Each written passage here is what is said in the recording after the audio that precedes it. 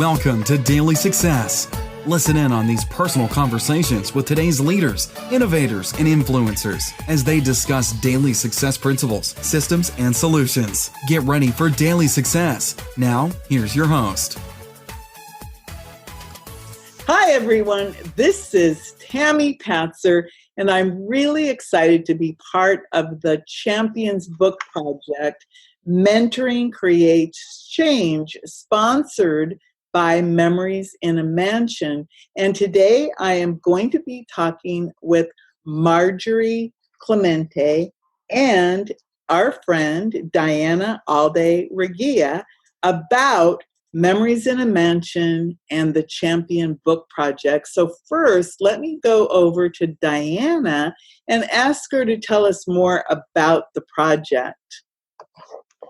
I'd be happy to, Tammy. Thank you very much. Memories in a Mansion is a global leadership academy impacting 10 million plus women with personal development, business skills, public speaking skills, self-care, hygiene. We're making it a new normal. We're making it so that they're aware of their value, their voice, that they're important to be heard. And why a mansion, people ask? Because they would never expect to find themselves in one. They come from having no home, from really poverty-stricken areas where they, if they age out of foster care, they have this big black plastic bag like Santa Claus. And it shows that they're not valued. So a mansion is giving them the opportunity to have a new norm, to have a new expectation that they're worth, anything that they want to achieve. Now, Champions, Mentoring Creates Change is a compilation book that we're putting together with phenomenal authors, including you, Tammy, and Marjorie. And it's all about people explaining how they've overcome challenges, because we've all had them. Some are more than others. But in our world, it's to teach us a lesson and how to persevere. If we don't go through challenges, we don't grow. And so that's what Champions is all about. And our mentors, honoring our mentors also who have helped us get to where we are, because no one gets there alone. Well, I think number one, the project is something that is very much needed in the world. And again, I'm really pleased to be part of it. And Marjorie, you have quite the background, and you're actually in Hawaii right now. It's just an example of the beauty of technology where I'm in Florida, you're in Hawaii, and, I don't know how many miles that is, but it's probably at least 10,000 miles difference. So it's pretty phenomenal. But before we start, let me tell everybody more about you, Marjorie. Marjorie works full-time as a sales engineer at CenturyLink, a global technology company enabling businesses the capability to navigate to and through the digital transformation with adaptive networking, security, and IT agility. Recently, she started her own real estate solutions company, Dream Now Property Solutions, helping homeowners along with improving communities. She was born and raised on the island of Kauai, and Marjorie moved to Honolulu on the island of Oahu to attend the University of Hawaii to pursue a degree in electrical engineering.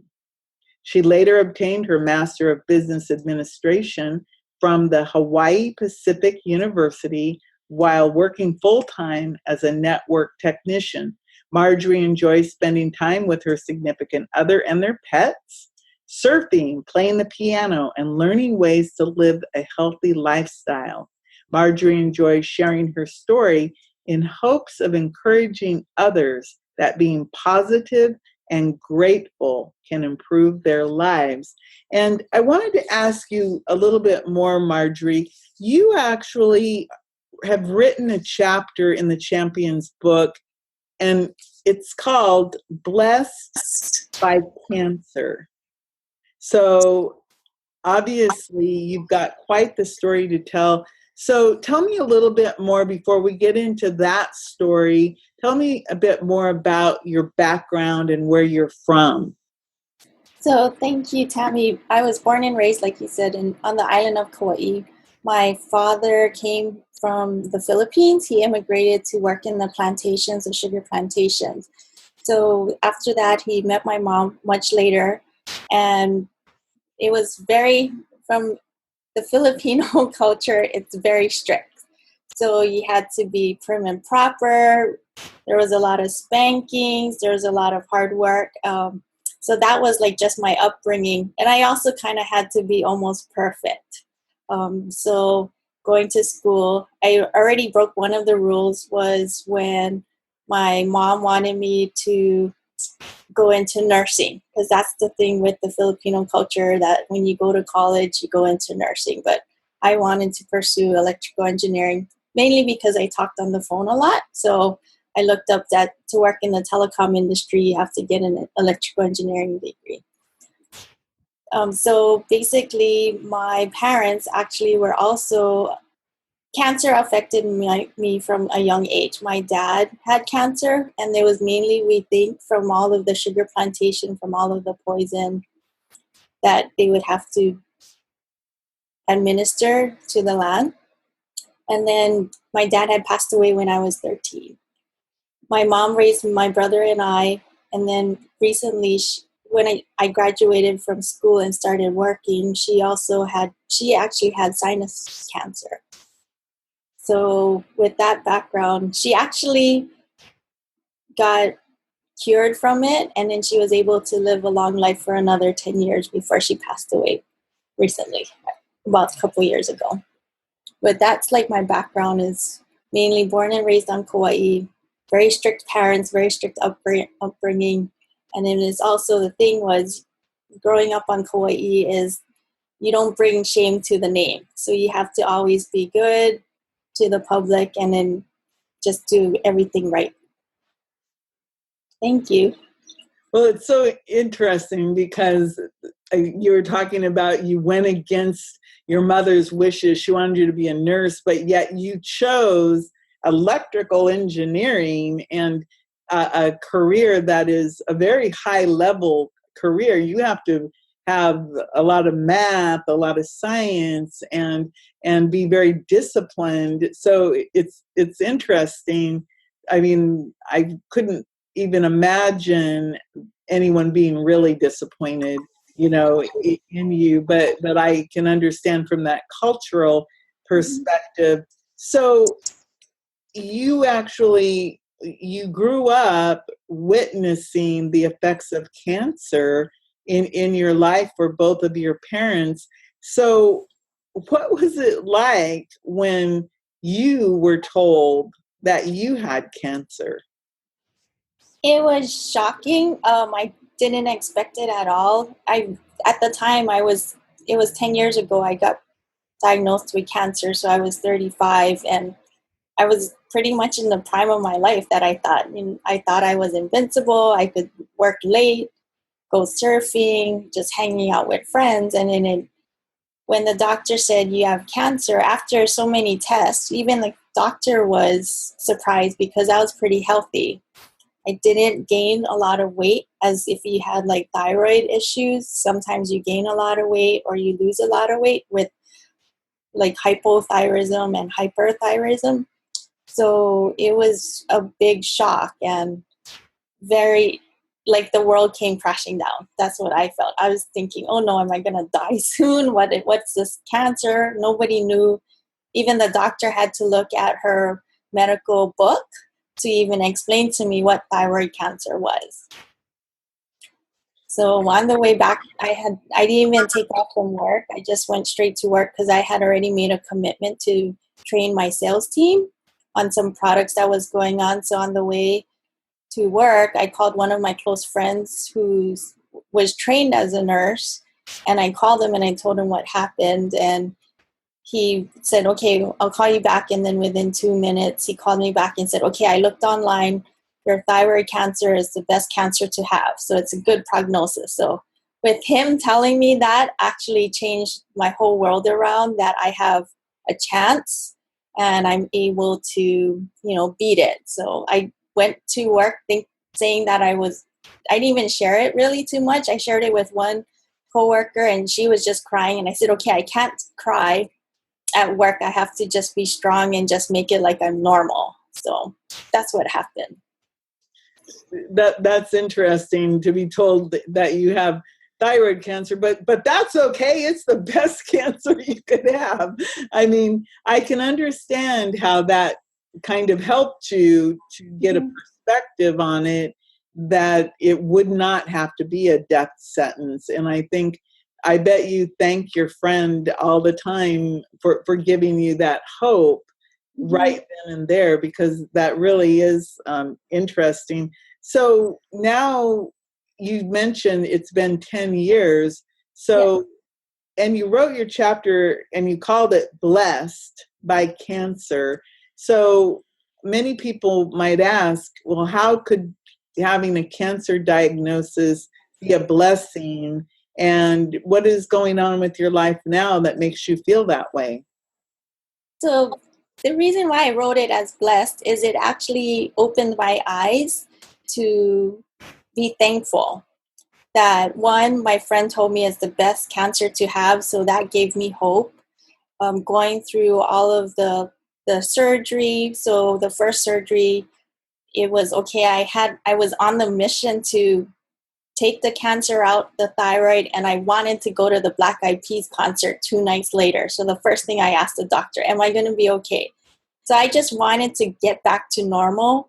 So the blessing is that it actually allowed me to take a step back and appreciate, what's going on, and try to live my life to the most.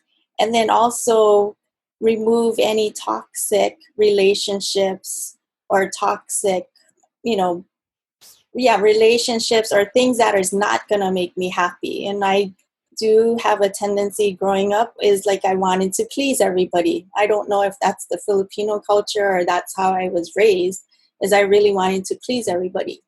So it actually opened my eyes to say, okay, this relationship is toxic. Okay, I'm not going to deal with it. Life is too short. I have so much to do in a short period of time. So it blessed me by removing toxic relationship, make the best of every opportunity. If people were time suckers, emotional suckers, I was like, okay, I'm going to move on. I need to live a healthy life. So that's why I wrote it as Blessed by Cancer.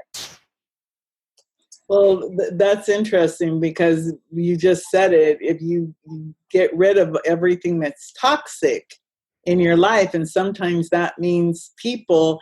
And I was thinking about the Memories in a Mansion project and those girls, if they were living in a foster care situation. And I've met many young girls, and that is part of it, is those toxic people or toxic relationships. And it is hard to let go of them. But to have cancer is such a big wake-up call. So now, how is your health? My health is good. I had a little bit of a scare about a couple of years ago, thinking that it may have came back. Well, actually, I forgot to add that 6 months after I did the treatment, I had the surgery, removed the thyroid. I did the radiation to kill any cancer cells that was not removed any surgically. 6 months later, I actually had it reoccurred again. So it spread to all of my lymph nodes. So I had scheduled a family snowboarding trip. Right after that, I went into surgery for one side. I had to remove one side of the neck, all the lymph nodes there. The following week, on my birthday, I removed the second side. And that actually allowed me to really take a step back and not work for 3 months, because I was pretty much a workaholic. So it allowed me again to enjoy and spend more time with people that I really want to take care of me, and just, again, the good relationship. So now my health is very well. I gained the weight that I had lost from the treatments and being on a special diet for the radioactive iodine, and just living life, taking care of surfing, going surfing, yoga, walking. participating with Diana in the Ultraman Entrepreneur Camp with the exercises. But just making the best of everything. Wow, that's beautiful. So what would you say are some of the biggest lessons that you took away from this entire cancer event? Oh, the biggest lesson is just wake up every morning. I wake up and I said, thank you, God, I'm breathing. One, I just am thankful every day, and I'm very grateful for even like I have, there's things that go on in work. It's not perfect. So there's challenges, and I actually take those challenges and just say, okay, this is a blessing. Everything that's not good, I turn it into a blessing. And the bigger, if it's a hurt or I feel frustrated, I just think, okay, the bigger it is, the bigger blessing I'll get. So that's the biggest lesson for me, is just thinking positive and being thankful and just saying, okay, it's a blessing. Wow, that's such a positive outlook, and it is so hopeful and full of light, and that is so beautiful to give people the idea that, you know what, just be thankful, be grateful. Like you said, I wake up in the morning and you say thank you for I'm still breathing. That's a pretty profound statement. So what attracted you to participating in being part of the Champions Book Project and part of Memories in a Mansion? It was Diana. She inspires me so much, and she was sharing a lot about this project and the Memories in a Mansion, and all I wanted to do, I was so compelled to share my story and be a mentor to whoever will read it. And I mean, it's such a big part that I wish I could have just a corner of it. Thank you very much, Margie. She's an amazing individual, and when I met her, I knew that her story, her heart would just enthrall these young women. And I met her at a real estate entrepreneurial camp, and we roomed in the same room, and we did challenges, which she was phenomenal at, and I did. But the leader of that group is Jesse Itzler, and he has a philosophy. He has it's build your life resume, and he says no 0 days. Yep. Today, make the most of it, make the best of it, live it to your fullest, and that's it. It's over. Tomorrow's another day. Don't bask in the glory of successes, because tomorrow you may not be as the same. You may have others, or you may have not. No other success. It's like, don't look at the rearview mirror. Look forward. And she's just like the most humble, most amazing individual. She has a huge heart, and I knew that she fit into this project phenomenally. She's amazing. Thank you. You're welcome. You're welcome. Yeah, I can tell that Marjorie is amazing. So before I let you go, Marjorie, how can people get in touch with you if they would like to reach out? Well, they can reach out to me on my Facebook under Marjorie T. Clemente, or I have an Instagram. It's Margie C, MARJICEE. I don't post so much, but they can reach out to me through either of those two. Okay, great. So Diana, let's go back and recap what the Memories in a Mansion project is, or the program, what it is, and your big vision for it. It's a transition program for young women aging out of foster care, victims of domestic violence and trafficking. It's giving them a hand up. It's showing them that no matter where you are in your life, you have the possibility of achieving your goals as long as you work towards them. And pay attention, because there's always someone around you that's willing to help you and give you a hand up and help you out. To celebrate the launch of the book and the program on August 1st, We are having it at Villa Woodbine. It's a beautiful venue in Coconut Grove, Florida. Historic site. Bay of Pigs was planned there, if you're from my generation and you know. It's from 7 to 10, August 1st, with Chef Bill Hansen, who's also going to be an author in the book and supporting the program. I'm so excited. Oh, I am too. So that's memoriesinAmansion.org, and people can get information there, or they could go to the Facebook page. Memories in a Mansion TM for trademark is the Facebook page.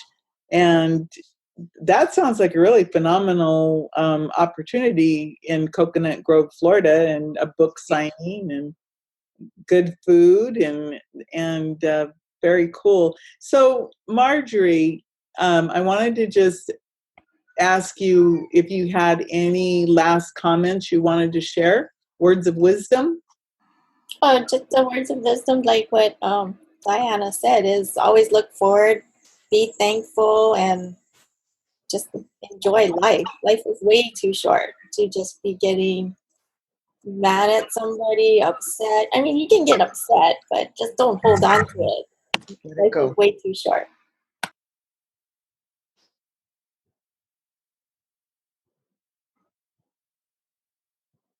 Diana, do you have any last comments? We are here for a mission, for a purpose. And I believe that part of our purpose is always to help the people around us.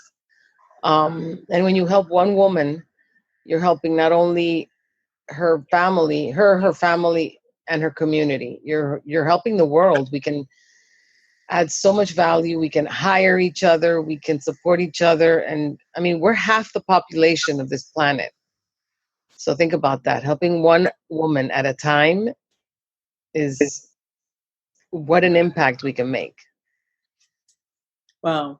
Well, both you and Marjorie, Diana and Marjorie, you're two women who are making a huge impact. And everyone, make sure that you go check out memoriesinAmansion.org, and you'll find out all of the different information about what Memories in a Mansion is all about. And the book will be coming out soon. That's Champions Mentoring for a Change. So right now, everyone, I'll let you go. This is Tammy Patzer. Make it a beautiful day. You've been listening to Daily Success. Tune in again and subscribe. Never miss a moment of daily success.